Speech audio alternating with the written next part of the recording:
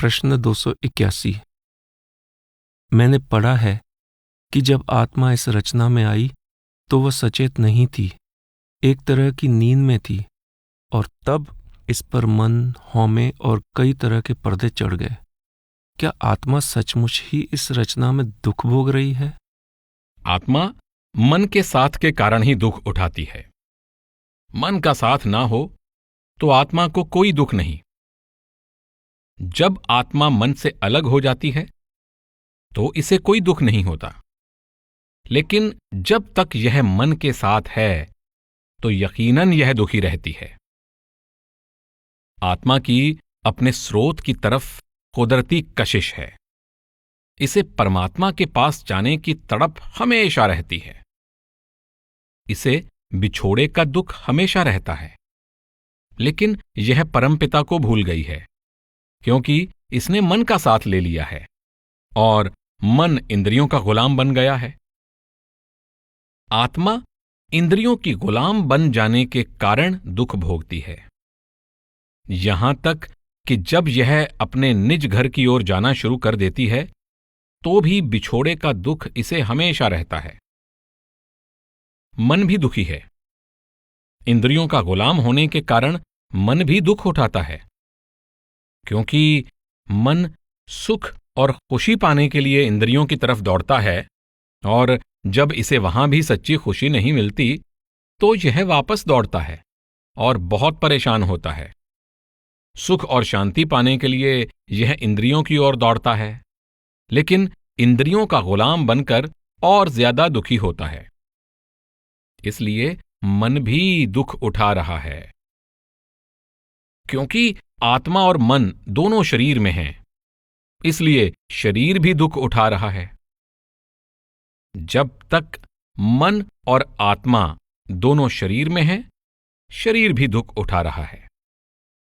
जब मन और आत्मा शरीर को छोड़ देते हैं, तब शरीर को भी कोई दुख नहीं रहता। जब आत्मा और मन का साथ छूट जाता है, तब मन को कोई दुख नहीं रहता। जब आत्मा वापस जाकर परमात्मा में समा जाती है, तब आत्मा को भी कोई दुख नहीं रहता। तब शरीर शांत हो जाता है, मन शांत हो जाता है और आत्मा भी शांत हो जाती है। जब तक सब कुछ अपने अपने स्रोत में नहीं समा जाता, तब तक हमेशा दुख ही उठाना पड़ता है। यह शरीर 5 तत्वों से बना है। जब तक ये पांचों तत्व उन 5 तत्वों में जिनसे यह रचना बनी हुई है नहीं मिल जाते, तब तक ये तत्व दुख उठाते हैं, क्योंकि मन और आत्मा ने इन 5 तत्वों को अपने स्रोत से अलग किया हुआ है। उनके लिए भी यह दुख है। वे भी अपने स्रोत में वापस समा जाना चाहते हैं, तभी उनको शांति मिलेगी। इसलिए जब तक मन और आत्मा इस शरीर में है, यह शरीर दुख उठाता रहता है। जब मन और आत्मा शरीर से निकल जाते हैं, तब ये 5 तत्व भी वापस जाकर रचना के 5 तत्वों में समा जाते हैं। तब शरीर को कोई दुख नहीं रहता। जब मन अपने स्रोत ब्रह्म में समा जाता है, तब मन को कोई दुख नहीं रहता। जब आत्मा अपने रचयिता में समा जाती है, तब आत्मा को भी कोई दुख नहीं रहता। प्रश्न 282। मैं दुख दर्द के बारे में पूछना चाहता हूं। इनका व्यक्तिगत चेतना और सर्वव्यापी चेतना से क्या संबंध है? जब शरीर, आत्मा और मन का एक दूसरे से तालमेल नहीं बैठता, तब उनमें से कोई ना कोई दुख उठाता है। अगर तीनों मिलकर चलते हैं तो उनमें तालमेल बना रहता है, लेकिन जब वे अलग अलग दिशाओं में चलने लगते हैं, तब किसी एक को दुख उठाना ही पड़ता है। जब शरीर इंद्रियों के विषय भोगों का शिकार हो जाता है, तो आत्मा दुख उठाती है। आत्मा का झुकाव किसी और तरफ है, जबकि शरीर की इंद्रियों के जरिए मन का झुकाव किसी दूसरी तरफ है। इसलिए आत्मा दुख उठाती है, चाहे हमें इसका एहसास हो या ना हो। और जब मन का शरीर के साथ तालमेल नहीं बैठता, तब दिमागी बीमारियां, मन में चिंताएं और उलझनें पैदा हो जाती हैं। जब तक तीनों अपने अपने मूल स्रोत में नहीं समा जाते, तब तक इनमें से कोई भी दुखों से नहीं बच सकता। आत्मा दुख उठा रही है क्योंकि यह अपने स्रोत परमात्मा से बिछुड़ी हुई है। मन दुखी है क्योंकि यह भी दूसरी रूहानी मंजिल त्रिकुटी या ब्रह्मांडी मन से बिछड़ा हुआ है और इंद्रियों का गुलाम बन गया है। शरीर दुख उठाता है क्योंकि इसके पांचों तत्व अपने मूल तत्वों पृथ्वी, जल, अग्नि, वायु और आकाश से अलग हैं। जब हमारी मौत होती है तो क्या होता है? शरीर के पांचों तत्व अपने स्रोत रचना के पांचों तत्वों में समा जाते हैं। शरीर के दुखों का अंत हो जाता है। जब यह मन ब्रह्मांडी मन में समा जाता है तो मन के दुख खत्म हो जाते हैं। जब आत्मा वापस जाकर अंतर की दिव्य धुन यानी परमात्मा में समा जाती है तो आत्मा के दुखों का भी अंत हो जाता है। जब तक वे अपने अपने स्रोत से अलग हैं, उनको दुख उठाने ही पड़ेंगे। इन तीनों के लिए इसके अलावा बचाव का कोई रास्ता है ही नहीं। दुख कम या ज्यादा हो सकता है, पर दुखी तीनों ही रहते हैं। प्रश्न 283। महाराज जी, आपकी तरफ से जो सहायता मैंने महसूस की है उसके लिए मैं आपका शुक्रगुजार हूं। यह बड़े अफसोस की बात है कि कई बार सुख की तलाश में हमारा मन और कल्पना कैसी तबाही मचा देते हैं। मैं उम्मीद करता हूं कि मैं जिंदगी भर इसे याद रखूंगा।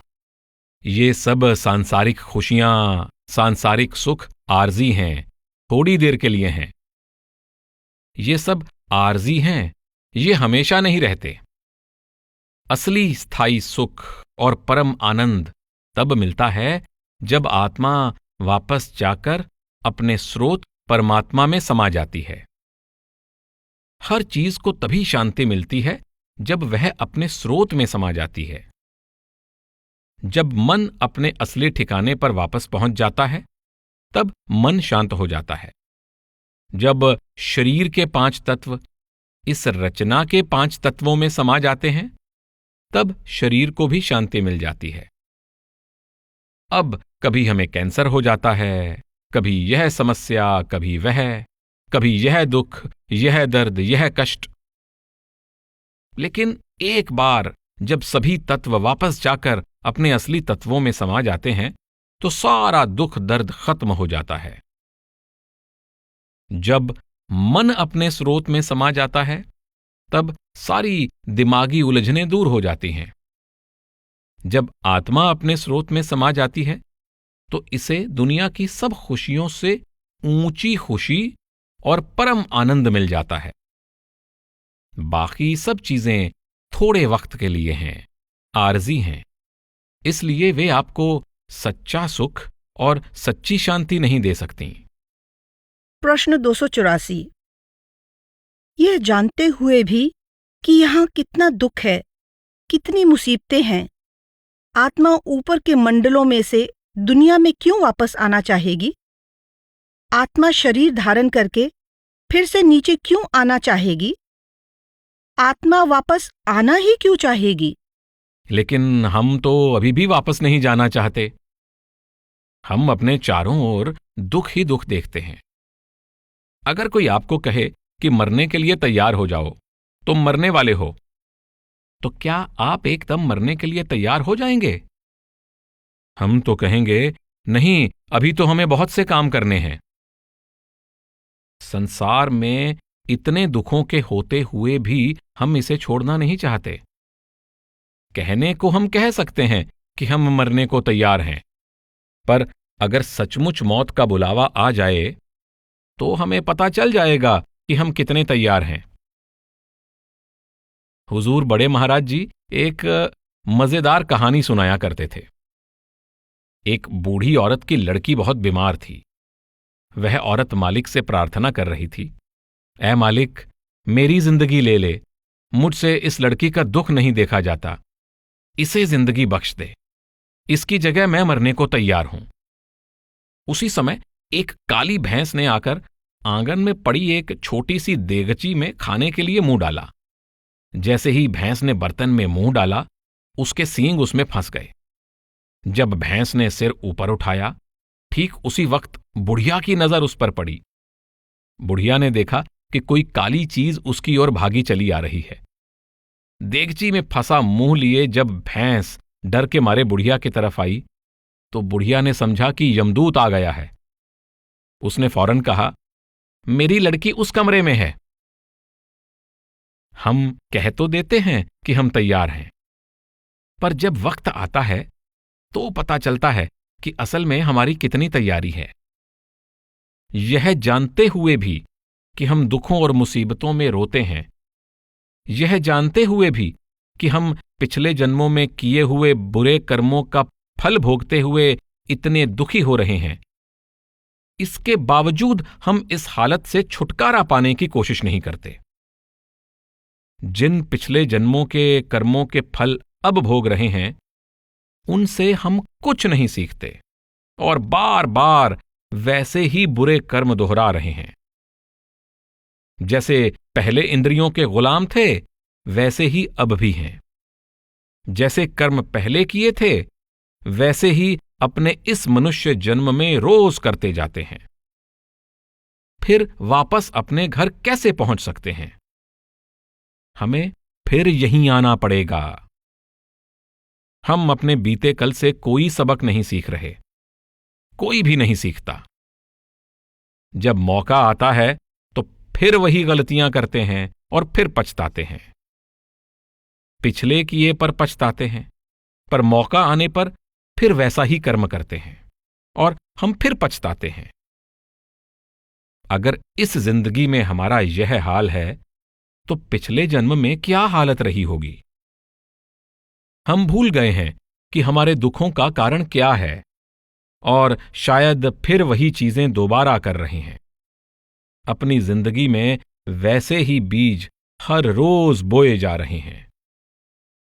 प्रश्न 285। जज्बात क्या होते हैं? यह मन की एक वृत्ति है। तो फिर जज्बात भी मन का ही एक भाग है? हां, लेकिन आम तौर पर मनोविज्ञान और दूसरी विचारधाराओं में ऐसा नहीं समझा जाता। यह बड़े दुख की बात है। मुझे पुराने मनोवैज्ञानिकों तथा फिलोसोफरों के बारे में तो नहीं पता, पर अब खासकर पूर्वी देशों में फिलोसोफर मानते हैं कि आत्मा और मन अलग अलग हैं। पहले वे हमेशा यही समझते थे कि मन और आत्मा एक हैं। वे कभी मन को आत्मा से अलग नहीं मानते थे, पर अपनी खोज के आधार पर अब वे सोचने लगे हैं कि आत्मा मन से अलग है। फ्रॉयड आदि की विचारधारा स्पष्ट नहीं दिखाई पड़ती जब वे कहते हैं कि आत्मा होती ही नहीं, कि मन ही आत्मा है, कि मन और आत्मा दोनों एक ही चीज हैं। पर असल में यह गलत है। पूर्वी फिलोसोफरों ने हमेशा से मन और आत्मा को अलग माना है। जैसे सुकरात ने कहा, अपने आप को पहचानो। वह कौन सा अपना आप है जिसे हमें पहचानना है? वह आत्मा ही है जो हमारा असली अपना आप है। पूर्व में यह विचार बहुत प्राचीन है। पश्चिम तथा यूनान के फिलोसोफर भी यही सोचते थे, पर यह बात बिल्कुल भुलाई जा चुकी है। हम सिर्फ मन के पंजे से आजाद होकर अपने आप को पहचान सकते हैं। उदाहरण के लिए, आप समुद्र को देखते हैं। समुद्र का कुछ पानी भाप बनकर उड़ जाता है, बादल बनकर ऊपर चला जाता है और फिर बारिश बनकर दोबारा नीचे आ जाता है। जमीन पर आकर मिट्टी में मिलकर वह कीचड़ और गंदगी बन जाता है। उस हालत में पानी अपने असली रूप को बिल्कुल भूल जाता है, अपनी निर्मलता को भूल जाता है और अपने आप को केवल गंदगी ही समझने लगता है। लेकिन फिर वह सूरज की तपिश से भाप बनकर ऊपर उठता है और गंदगी को पीछे छोड़ देता है।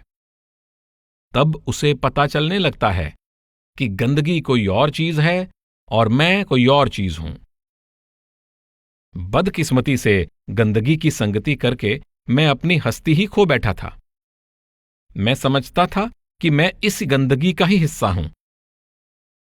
जब वह गंदगी को छोड़ता है तभी उसे ज्ञान होता है कि उसका असली रूप उस गंदगी से अलग है।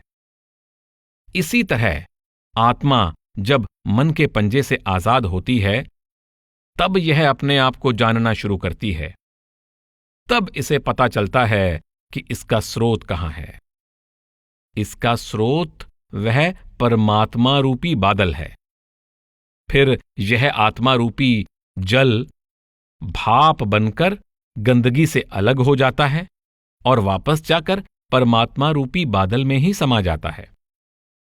हमारी आत्मा परमात्मा की अंश है।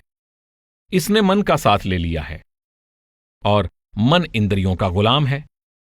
जो जो कर्म हम इंद्रियों के वश में होकर करते हैं, आत्मा को उनका साथ देना पड़ता है, क्योंकि यह मन के अधीन है। इसलिए हमें इस सिलसिले को उल्टाना है, यानी मन को आत्मा के अधीन और इंद्रियों को मन के अधीन करना है।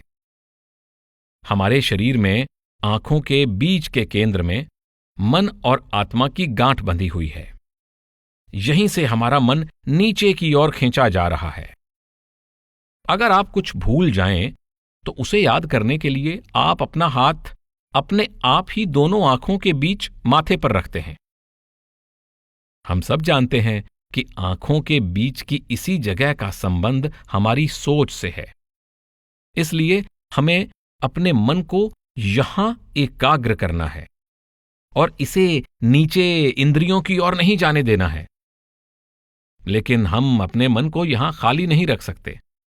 मन को स्थिर रखने के लिए हमें कोई चीज चाहिए, कोई ऐसी चीज जिसकी लज्जत भोगों की लज्जत से ऊंची हो, क्योंकि हमारा मन लज्जत का आशिक है। वह ऊंची चीज, वह शब्द या लॉगोस, वह शब्द धुन, वह प्रकाश है जो यहां आंखों के बीच तीसरे तिल पर है। इसीलिए हमें अपने मन को समेटकर इस स्थान पर लाना है। इसे उस प्रकाश, उस शब्द के साथ जोड़ना है। उस शब्द या प्रकाश की लज्जत इतनी ऊंची है कि ध्यान अपने आप ही नीचे इंद्रियों की ओर जाने से रुक जाता है। प्रश्न 286। महाराज जी, हम कहते हैं कि प्रेम दिल में पैदा होता है। दिल और प्रेम का यह रिश्ता कैसे शुरू हुआ? मालिक ने शरीर के हर अंग को किसी खास काम के लिए बनाया है। आंखें देखने का काम करती हैं, नाक सूंघने का, मुंह खाने का और दिल जज्बात महसूस करने का। इसलिए प्रेम दिल द्वारा महसूस किया जाता है। ये शरीर के अलग अलग कार्य हैं। मुझे ये जज्बात दिल के बजाय नाभि के अंदर यानी सोलर प्लेक्सस या गले में ज्यादा महसूस होते हैं। शायद मुझे पता ही नहीं कि मेरा दिल कहाँ है। ये सब एक दूसरे से जुड़े हुए हैं। जब दिल महसूस करता है तो गला भर आता है, आंखों में आंसू आ जाते हैं और चेहरा लाल हो जाता है। इसलिए आप प्रेम की भावना को दिल तक ही सीमित नहीं रख सकते, बल्कि इसका अनुभव तो सिर से पैर तक सारे शरीर में होता है। आप इसे गले, आंखों और सिर में महसूस कर सकते हैं। इसका एहसास तो सारे शरीर में हो सकता है, यह अलग बात है, पर ये जज्बात दिल में से ही उठते हैं। रूहानी दिल का केंद्र तो यकीनन तीसरा तिल है, और जो भी अनुभव रूहानियत में होता है उसे तीसरे तिल से ऊपर और भी गहराई से महसूस किया जा सकता है। प्रश्न 287। अगर आत्माओं की बात करें तो क्या बहुत नेक और बहुत बुरे इंसानों की आत्माओं में कोई फर्क होता है? क्या यह फर्क उनके मन के प्रभाव के कारण नहीं होता? क्या आत्माएं एक सी नहीं होती? हीरा तो हीरा ही होता है। अगर उसे कीचड़ में फेंक दें तो उस पर कीचड़ लग जाएगी, पर जैसे ही उसे धोकर साफ कर लेंगे वही चमक वापस आ जाएगी। आत्मा एक हीरा है। हर आत्मा परमात्मा की अंश है। आत्मा अपने आप में निर्मल है, पर इसने मन का साथ ले लिया है और मन इंद्रियों का गुलाम है। इसी कारण आत्मा भी अति गंदी और मैली हो चुकी है। मन का साथ छोड़ देने पर सब आत्माएं एक जैसी हो जाती हैं। उनकी निर्मलता में कोई फर्क नहीं है। कुछ आत्माएं बहुत गंदे कीचड़ में गिर जाती हैं, कुछ थोड़ी साफ जगह पर गिरती हैं, कुछ आत्माओं को मामूली सी मैल लगी होती है और कुछ को बुरी तरह गंदगी लगी होती है। इसलिए उनकी सफाई के लिए ज्यादा मेहनत की जरूरत होती है। पर हीरा तो हीरा ही होता है। प्रश्न 288। परमेश्वर के सिवा सब कुछ झूठा है, क्योंकि जो अमर और अनादि है केवल वही सच्चा है। क्या यह सही है? हां, यह बात सही है। जिसको सदा नहीं रहना, जो आज है कल नहीं होगा, उसे हम असली या सच्चा कैसे कह सकते हैं? जो कुछ भी हमें दिखाई दे रहा है सूर्य की एक किरण की तरह है, और हम भी इस दुनिया के रंग में रंग जाते हैं। जब उस किरण के जरिए उस मूल को पहचानते हैं, तभी हमें सत्य का ज्ञान हो सकता है। क्या यह ठीक है? हां, यह ठीक है। बाहर की आंखों से जो कुछ भी दिखाई दे रहा है, सभी कुछ जल, वायु, पृथ्वी, अग्नि और आकाश, इन 5 तत्वों या इनमें से किसी न किसी तत्व से बना है। और ये पांचों तत्व एक दूसरे के विरोधी हैं। लेकिन शब्द की किरण आत्मा, जो मालिक की ही अंश है, इन तत्वों को मनुष्य शरीर में इकट्ठा रखती है और उन्हें कार्यशील करती है। हर इंसान में ये 5 तत्व उसके कर्मों के अनुसार कार्यशील होते हैं। लेकिन हर इंसान के शरीर में ये 5 तत्व ज्यादा या कम मात्रा में सक्रिय होते हैं।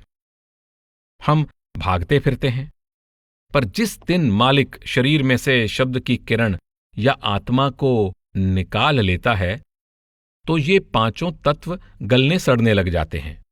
मिट्टी मिट्टी में मिल जाती है, पानी पानी में, और बाकी तत्व भी अपने अपने स्रोत में समा जाते हैं। इसे शरीर की मौत कहते हैं। जब ये 5 तत्व अपने स्रोत में समा जाते हैं, तो शरीर इनसे मुक्त हो जाता है। जन्म मरण से मुक्ति तभी प्राप्त होती है जब आत्मा ब्रह्म या त्रिकुटी में पहुंच जाती है और यह मन ब्रह्मांडी मन में मिल जाता है। आत्मा की मुक्ति तब होती है जब यह वापस जाकर अपने स्रोत परमपिता में समा जाती है। दुनिया में कामकाज करने के लिए आत्मा ने मन और इंद्रियों का साथ लिया है, पर दुर्भाग्य से मन और इंद्रियां आत्मा के वश में नहीं रह सके। मन लज्जत का आशिक है और इंद्रियों के भोगों का गुलाम हो गया है। यह अपने साथ आत्मा को भी नीचे खींचकर इंद्रियों के घाट पर ले आया है। अब हालत यह हो गई है कि मन के जरिए आत्मा भी इंद्रियों की गुलाम बन गई है। नतीजा यह हुआ कि मन और आत्मा दोनों अपना अपना स्रोत और असली मकसद भूल गए हैं। हमें अपने कर्मों और कर्म फलों के अनुसार शरीर मिलता है, चाहे वह मनुष्य योनि हो या कोई दूसरी। पर इस जेल खाने और इसके दुखों में से निकलने का मार्ग केवल मनुष्य शरीर में है। परमात्मा मनुष्य जन्म की बख्शिश केवल इसी मकसद के लिए करता है। इसलिए इस शरीर में रहते हुए हमें हमेशा अपनी असली मंजिल को आंखों के सामने रखना चाहिए और उस मंजिल पर पहुंचाने वाले रास्ते पर चलने की पूरी कोशिश करनी चाहिए। हमें इस सत्य को कभी नहीं भूलना चाहिए। दुनिया में कर्मों का भुगतान करते हुए अपनी दुनियावी जिम्मेदारियां पूरी करनी चाहिए, लेकिन हमें अपनी मंजिल को कभी नहीं भूलना चाहिए। उसी रास्ते पर चलने की पूरी कोशिश करनी चाहिए जो हमें अपने घर की ओर ले जाए। मंजिल की तरफ ले जा रहा रास्ता ही हमारा असली रास्ता होना चाहिए। अपने रास्ते से हमें कभी इधर उधर दाएं बाएं नहीं होना चाहिए और उस पर सीधे चलते हुए अपने मकसद को हमेशा अपने सामने रखना चाहिए। प्रश्न 299। जब इंद्रियां मन को साथ लिए बिना कोई लज्जत लेती हैं, तो क्या यह विरोधाभास नहीं है? नहीं, इंद्रियां मन को साथ लिए बिना कोई लज्जत नहीं लेती, बल्कि मन ही इंद्रियों के जरिए लज्जत लेता है, क्योंकि इंद्रियां अपने आप में कुछ नहीं हैं। जब तक मन का ध्यान इंद्रियों में ना हो, तब तक इंद्रियों को कुछ महसूस नहीं होता। क्या इंद्रियां लज्जत नहीं ले सकती? नहीं नहीं, लज्जत मन ही लेता है। मान लें कि आपका बेटा या बेटी आपकी गोद में है। उसका भी शरीर है, आपका भी शरीर है, पर आपकी भावना निर्मल है।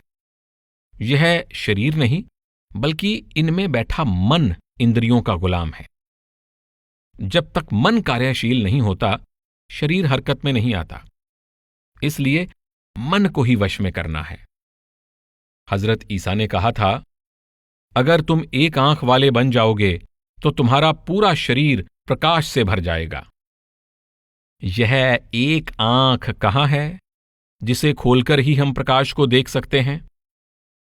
सब कुछ शरीर के अंदर है, और वह आंख इन दोनों आंखों के ठीक बीच में है।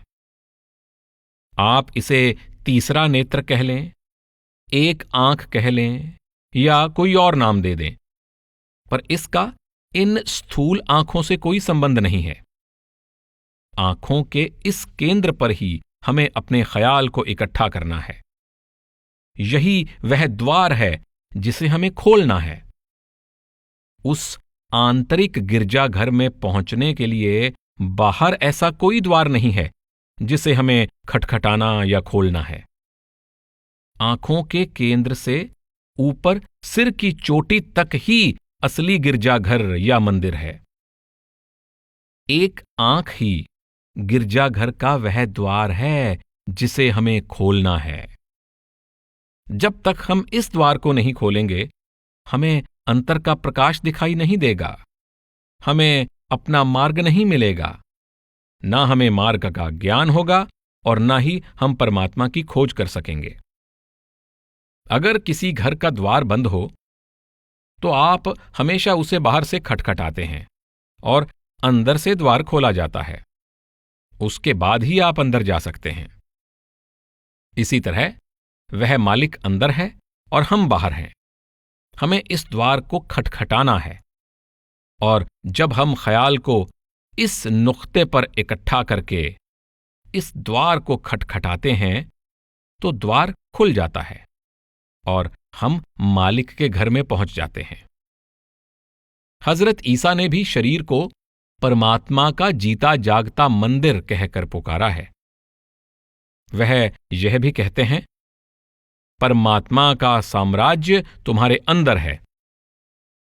हमें अपने शरीर की लेबोरेटरी में ही अपने ख्याल को तीसरे तिल पर इकट्ठा करके इस द्वार को खटखटाकर खोज करनी है।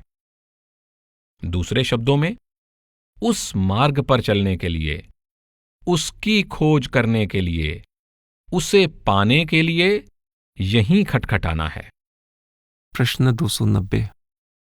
क्या इंद्रियां हमेशा रास्ते से भटकाती ही हैं या कभी सहायता भी कर सकती हैं? जब तक मन इंद्रियों का गुलाम है, हम मंजिल से दूर हैं। हमारी मंजिल ऊपर की ओर है, इंद्रियों का रुख नीचे की ओर है। कोई भी चीज जो हमें मालिक से दूर रखती है, वह हमें गुमराह कर रही है।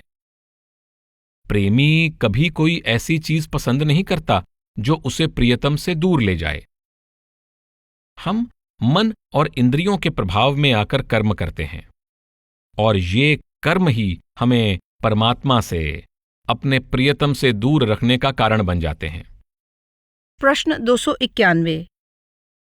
स्वभाव यानी हमारे अंदर की जो कुदरती भावनाएं हैं, शायद ये मन है।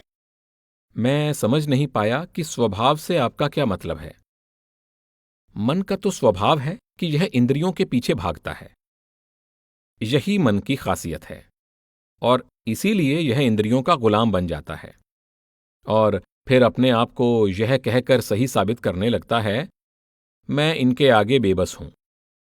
कुदरत ने लोगों को इतना खूबसूरत बनाया है और मुझे इन्हें हासिल करना है, ये इसीलिए बनाए गए हैं। इस तरह मन इन सब चीजों को सही साबित करने लगता है। वही मन बाद में उन्हीं चीजों से नफरत करने लगता है। अगर वे खूबसूरत हैं तो उन्हें हमेशा खूबसूरत ही रहना चाहिए, फिर बाद में वे बदसूरत क्यों हो जाती हैं? उन्हें हमेशा खूबसूरत ही रहना चाहिए। मन सोचता है, वह औरत बहुत सुंदर है, मुझे इसी से शादी करनी है, और वह उससे शादी कर लेता है। बाद में वही मन उससे नफरत करने लगता है और तलाक के लिए अदालत में पहुंच जाता है। वह खूबसूरती अब कहां चली गई? उस खूबसूरती के लिए वह प्यार कहां चला गया? यह वही मन है, वही स्वभाव है। पहले आप अपनी बात को इस तरीके से सही ठहराते हैं और बाद में उसे दूसरे तरीके से सही साबित करने लगते हैं। हमारा सारा संघर्ष ही मन से है। प्रश्न 292। महाराज जी, कल रात प्रोफेसर साहब ने बताया कि मन इंद्रियों का गुलाम है। कई बार हमारी आत्मा जानती है कि हम कुछ गलत कर रहे हैं और हमारा मन भी इससे सहमत होता है कि कुछ गलत कर रहे हैं। इस तरह हमारी आत्मा और मन दोनों मान लेते हैं कि ऐसा करना सही नहीं है, लेकिन फिर भी हमारी इंद्रियां हमें अपनी तरफ खींचती है और हम उनकी ओर खींचे चले जाते हैं। ऐसा लगता है कि इसके सिवाय हमारे पास कोई चारा नहीं। क्या ये सब प्रारब्ध के अनुसार भोग रहे हैं या फिर ये कर्मों का भुगतान है? आत्मा की कोई नहीं सुनता। मन आत्मा पर हावी है और मन इंद्रियों का गुलाम है। आत्मा की कोई नहीं सुनता। यह मन के बोझ तले दबकर मजबूर हो गई है। सभी कर्मों का संबंध मन से है, आत्मा से नहीं। आत्मा की कशिश हमेशा अपने असली घर की तरफ होती है। जैसे ही आत्मा से कर्मों का बोझ हटा दिया जाता है, यह वापस अपने असली घर की तरफ दौड़ती है। इस तरह सभी कर्मों का संबंध मन से है। क्योंकि आत्मा ने मन का साथ ले लिया है, इसीलिए आत्मा दुख भोग रही है। यह आत्मा नहीं, ब्रह्मांडी मन है। ब्रह्मांडी मन वही है जिसे हम अंतःकरण या ज़मीर कहते हैं। जैसे जब कुछ कर बैठते हैं तो कहते हैं कि मैंने जो किया है उसके लिए मेरा अंतःकरण मुझे कोस रहा है। यह आपका अंतःकरण यानी नेक मन है जो आपको कचोट रहा है। मन कई रूप धारण करके कई तरह से प्रकट होता है। निचला मन या पिंडी मन इंद्रियों के पीछे दौड़ता है और अंतःकरण या ब्रह्मांडी मन को यह बुरा लगता है। लेकिन मन तो वही है, मन दो नहीं है। प्रश्न 293। क्या यह परमात्मा की दया मेहर नहीं है कि पिछले जन्म के हमारे अनुभव, संस्कार, प्रभाव आदि हमें कुछ कार्यों को करने से रोकने में सहायता करते हैं? इसका एहसास हमें अगले जन्म में कुछ इस तरह होता है, ये कार्य मत करो। क्या यह परमात्मा की दया मेहर ही है? हां, यह अंतःकरण यानी ज़मीर की आवाज है। यह हमें कचोटता है, यह हमें समझाता है और सावधान करता है। लेकिन यह अंतर की आवाज भी मन का ही हिस्सा है। इस पर भी हालात का असर होता है। यह हालात के मुताबिक बदलता है। जिस माहौल और जिन हालात में हमारी परवरिश हुई है, हमारा अंतःकरण भी उन्हीं के अनुसार बन जाता है। लेकिन मन भी इंद्रियों के आगे बहुत लाचार है। मन कई रूप धारण करके हमारे सामने प्रकट होता है। यह भी मन ही है जो हमें चेतावनी देता है कि यह ठीक नहीं है और यह भी मन है जो हमें इंद्रियों की तरफ ले जाता है। यह कई रूप धारण करके सामने आता है। यह मन है जो इंद्रियों का गुलाम है, और वह भी मन ही है जो हमें बुद्धि, विवेक और ज़मीर देता है। इस तरह यह कई रूप धारण करता रहता है। प्रश्न 294।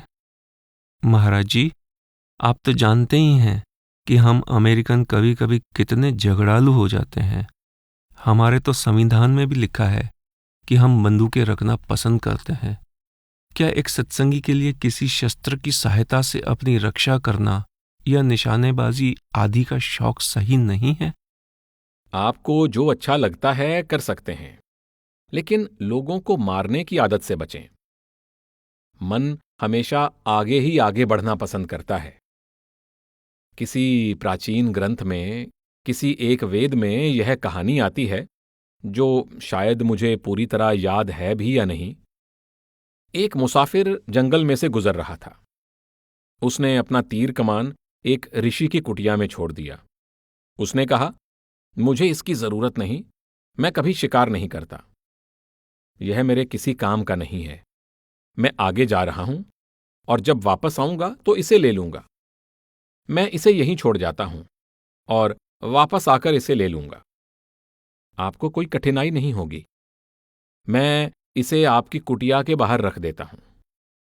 इस तरह उसने तीर कमान वहां रख दिया।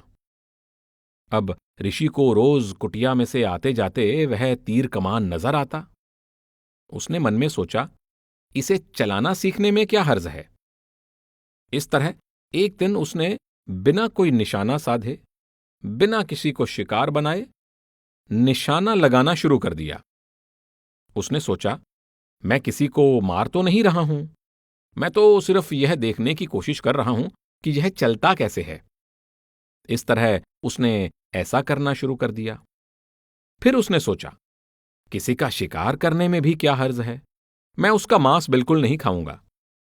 लगभग 1 महीने में वह जानवरों का शिकार करने लग गया और फिर उनका मांस भी खाने लग गया। जब वह आदमी वापस आया, शायद वह ऋषि का गुरु ही था जो भेष बदलकर आया था। उसने पूछा, क्या तुम मेरी हिदायतों का पूरी तरह अमल कर रहे हो? ऋषि ने शर्म से आंखें नीचे कर लीं। वह कुछ कह नहीं पाया। उस आदमी ने कहा, मैंने तुम्हें शिकार करने और मांस खाने से मना किया था, और मुझे उम्मीद है कि तुमने यह सब नहीं किया होगा। ऋषि उसके चरणों में गिर पड़ा और कहने लगा, मुझे माफ कर दो, मैं मन का शिकार हो गया। और इसने धीरे धीरे हर बात को सही ठहराना शुरू कर दिया, और अब मैं पूरी तरह से इसका गुलाम बन गया हूं। मेरे कहने का यह मतलब नहीं कि आप भी उसी तरह बन जाएंगे, लेकिन हालात यहां तक पहुंच सकते हैं। प्रश्न 295। हम ऐसे कर्म क्यों करते हैं जब हम जानते हैं कि वे हमारे लिए हानिकारक हैं? पहले हम शक्लों और पदार्थों को देखते हैं, फिर हमें उन्हें अपना बना लेने की लालसा होती है। हम उन्हें अपना बनाना चाहते हैं, और तब हम उन्हें हासिल करने या उन्हें त्याग देने के लिए कर्म करते हैं। जब तक मन में विचार नहीं पैदा होता, कर्म भी नहीं किया जाता। पहले विचार आएगा, फिर कर्म किया जाएगा, और फिर हम कर्म और कर्म फल के शिकार हो जाएंगे। कभी कभी आप उन विचारों को दूर करने में कामयाब हो जाते हैं, परंतु कई बार वे इतने बेकाबू और इतने हावी हो जाते हैं कि आप उनके आगे बेबस हो जाते हैं और उन्हीं के अनुसार कर्म करने की कोशिश करते हैं। इस तरह आप उनके फल भोगने की मजबूरी का शिकार हो जाते हैं। इसमें क्यों का तो सवाल ही नहीं उठता। विचार और कर्म में फर्क है। जब तक हम सोचते नहीं, हम कर्म नहीं करते। यह मन का खेल है। मन विचार पैदा करता है, तब हम उसे इंद्रियों के जरिए पूरा करने की कोशिश करते हैं, और वह एक कर्म बन जाता है। जब हम इंद्रियों के भोगों के पीछे भागते हैं, एक बार जब हमारा वह विचार उन इंद्रियों के जरिए पूरा हो जाता है तो हमें उसका नतीजा भोगने के लिए वापस यहां आना पड़ता है। वह विचार कारण था और इसका नतीजा इसका कर्मफल है। इस तरह हम कर्म सिद्धांत के चक्कर में फंस जाते हैं। प्रश्न 296। महाराज जी, जब हम इस दुनिया में जन्म लेते हैं तो मन और आत्मा एक दूसरे का साथ कैसे ले लेते हैं? क्या मन भी पिछले जन्म से ही आत्मा के साथ आता है? आत्मा भी वही है और मन भी वही है, क्योंकि आत्मा जिन कर्मों का बोझ उठा रही है वे मन द्वारा पैदा किए गए विचारों के प्रभाव ही हैं। सारे कर्मों के लिए मन ही जिम्मेवार होता है और आत्मा मन के वश में है। मन भी वही है और आत्मा भी वही है। उनकी आपस में गांठ बंधी हुई है। हमें इस पूरे सिलसिले को भजन सिमरन के जरिए पलटना है। अभी आत्मा मन के वश में है और मन इंद्रियों के वश में है, इसलिए हम इस देह में हैं, इस शरीर रूपी घर के कैदी हैं। भजन सिमरन से हमें इस सारे सिलसिले को पलटना है। मन को आत्मा के अधीन और इंद्रियों को मन के अधीन करना है। जैसे ही आत्मा मन पर काबू पा लेती है, यह मन और माया के दायरे से पार हो जाती है। तब इसे किसी भी शरीर में कैद नहीं किया जा सकता, क्योंकि ये केवल कर्म हैं जो हमें शरीर में, किसी देह में वापस ले आते हैं। जब आत्मा कर्मों के दायरे से पार निकल जाएगी तो आत्मा को वापस कौन ला सकता है? प्रश्न 297। क्या इस सृष्टि को ऐसा ही बनाया गया है कि इंसान इस मनुष्य शरीर को पाकर इसका मकसद भूल जाता है? यह मन ही है जो हमें भूलने पर मजबूर कर देता है कि हमें यह मनुष्य शरीर किस मकसद से दिया गया है। मन काल का एजेंट है। काल नहीं चाहता कि कोई भी रूह उसके राज्य से निकल जाए। मन हर एक आत्मा के साथ जुड़ा हुआ है और खुद इंद्रियों का गुलाम बन गया है। इंद्रियों का गुलाम होने के कारण आप हमेशा मनुष्य जीवन का मकसद भूल जाते हैं। इसे ईश्वरीय विधान कह सकते हैं। नहीं तो अगर आपको इस रचना से मोह ना हो तो कोई भी यहां ना रहता। मन में दुनिया का मोह ही वह एकमात्र साधन है जो दुनिया को कायम रखने के लिए जरूरी है। जिन पर मालिक की दया मेहर हो जाती है वे दुनिया का मोह छोड़कर मन और माया के दायरे से पार चले जाते हैं और मुक्ति प्राप्त कर लेते हैं। मन। प्रश्न 298।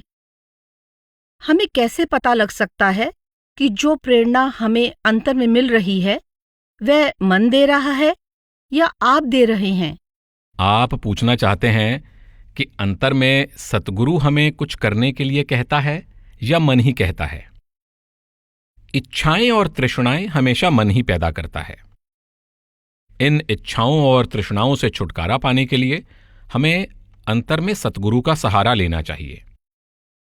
नीच प्रवृत्तियां हमेशा मन की ही होती हैं। परमात्मा के लिए प्रेम और भक्ति की जो भावना हम अपने अंदर महसूस करते हैं वह भी मन में ही होती है। मन ब्रह्म का अंश है। यह त्रिकुटी से आया है जो हमारे रूहानी सफर की दूसरी मंजिल है।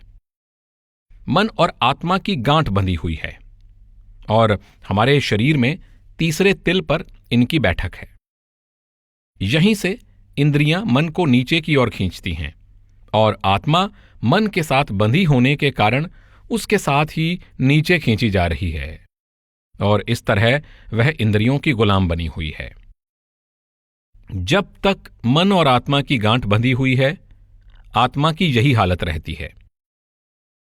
मालिक से मिलाप के लिए हमें इस सिलसिले को पलटना होगा। हमारी आत्मा को मन पर काबू पाना होगा और मन को इंद्रियों पर। तब कहीं मन अपने ठिकाने पर जाने के लिए आजाद होगा और आत्मा इसके पंजे से छूटकर ब्रह्म यानी त्रिकुटी से ऊपर अपने निज घर जाने के लायक बनेगी।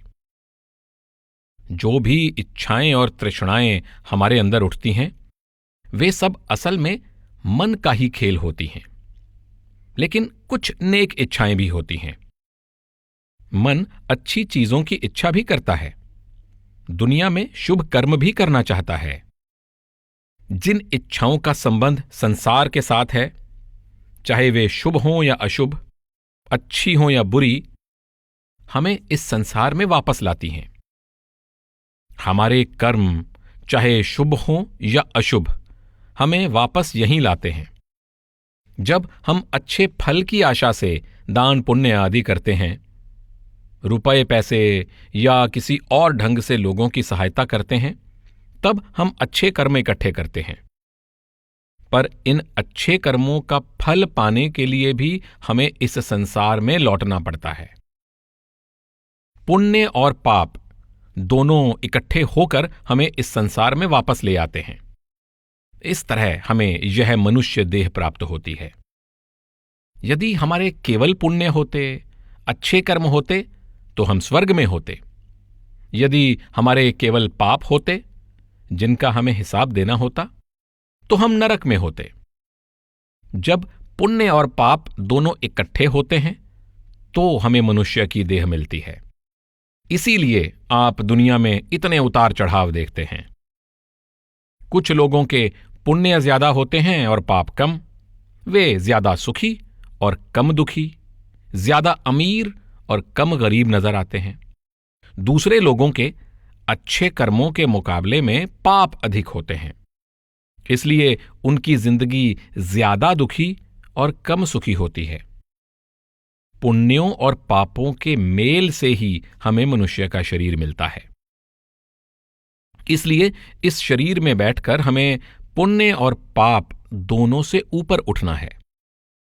केवल मालिक की भक्ति के द्वारा, मालिक के प्रेम के द्वारा, अंतर में मन को शब्द या नाम के साथ जोड़कर ही हम पुण्य और पाप से ऊपर उठ सकते हैं।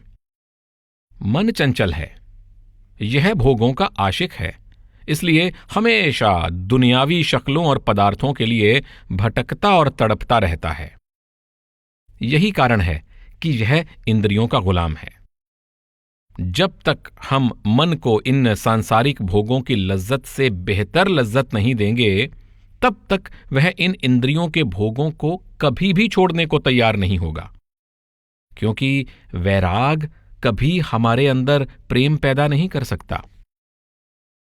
केवल शब्द का प्यार ही हमारे अंदर सच्ची डिटैचमेंट पैदा कर सकता है। वह शब्द या नाम हर वक्त तीसरे तिल पर गूंज रहा है। जब हम एकाग्रता प्राप्त करते हुए सतगुरु के स्वरूप के ध्यान द्वारा ख्याल को इस जगह पर ले आते हैं, तो हमारा मन यहां ठहर जाता है। फिर हम मन और आत्मा को, जिनकी आपस में गांठ बंधी हुई है, अंतर में शब्द या नाम के साथ जोड़ देते हैं। शब्द का प्यार अपने आप हमें इंद्रियों के भोगों से उपराम कर देता है और हमें ऊपर की ओर खींचता है। वह शब्द हमें सब इच्छाओं और तृष्णाओं से दूर कर देता है। जब तक मन का रुख नीचे की ओर रहता है, ये इच्छाएं, ये तृष्णाएं हमेशा बनी रहती हैं। पर जब इसका रुख ऊपर की ओर हो जाता है, तो यह अपने आप ही इन इच्छाओं और तृष्णाओं को त्याग देता है। प्रश्न 299। प्रेरणा मन से आ रही है या अंदर से? इसका पता हमें कैसे लग सकता है? आमतौर पर इस बात का पता नहीं लग सकता।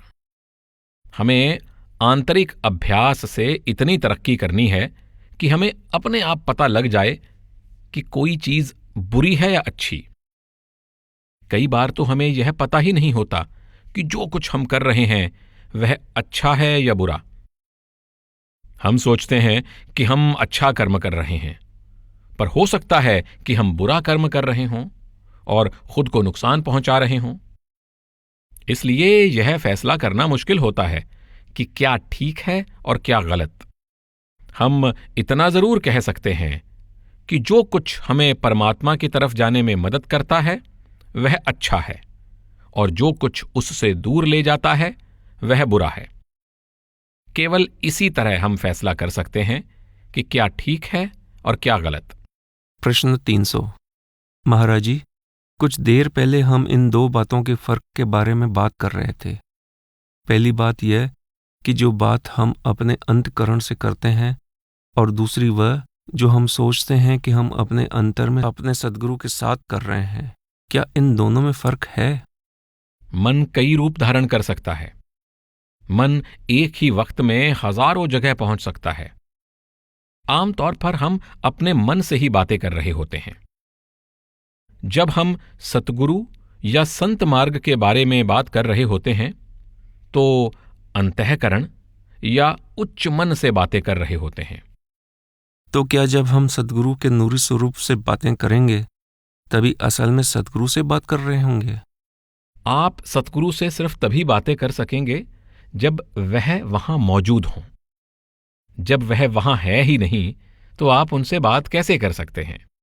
परंतु मैं सोचता था कि सद्गुरु हमारे हर विचार को देख सकते हैं, हर विचार को जानते हैं। बेशक यह सही है। जब आप बातचीत नहीं भी कर रहे होते तब भी वह आपके विचारों को जानते हैं, पर यह अलग बात है। जहां तक आपके बात करने का संबंध है, हम किसी से तभी बात कर सकते हैं जब वह हमारे सामने हो।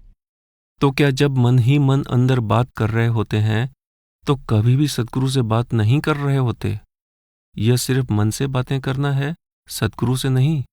अभी हम सब परमात्मा के बारे में बात कर रहे हैं, लेकिन हम परमात्मा के साथ बात नहीं कर रहे। हम सब परमात्मा से मिलाप, उसके प्रेम, उसकी भक्ति के बारे में बात कर रहे हैं, लेकिन हम परमात्मा के साथ बात नहीं कर रहे। हम उसके बारे में, उसके प्रेम और भक्ति के बारे में बात कर रहे हैं। इसलिए अगर आप अपने मन के साथ सतगुरु के बारे में बात करते हैं तो भी आपको फायदा होता है। इससे सतगुरु के लिए प्रेम और भक्ति भाव पैदा होता है। आपको उनके साथ इतना प्रेम है कि आप उनसे बातें करते जाते हैं, चाहे वह वहां हो या ना हो, इससे आपको कोई फर्क नहीं पड़ता। फिर भी यह ब्रह्मांडी मन है, उच्च मन ही है। जब हम परमात्मा के आगे प्रार्थना करते हैं तो वह परमात्मा हमें कहीं दिखाई नहीं देता। हम यह सोच लेते हैं कि वह वहां है और हमारी प्रार्थना सुन रहा है, इसलिए हम उससे विनती करते हैं। हम मान लेते हैं कि वह वहां है, लेकिन यह तो हम तभी जान पाएंगे जब वह सचमुच हमारे सामने हो और हम उसे देख रहे हों। तब शायद हम प्रार्थना भी नहीं करेंगे। इस तरह सतगुरु से अंतर में बातें करने में कोई हर्ज नहीं है। परमात्मा से प्रार्थना करने में कोई नुकसान नहीं है, लेकिन आप तब तक यह नहीं कह सकते कि आप उनसे बातें कर रहे हैं जब तक वह आपको साक्षात दिखाई नहीं देते।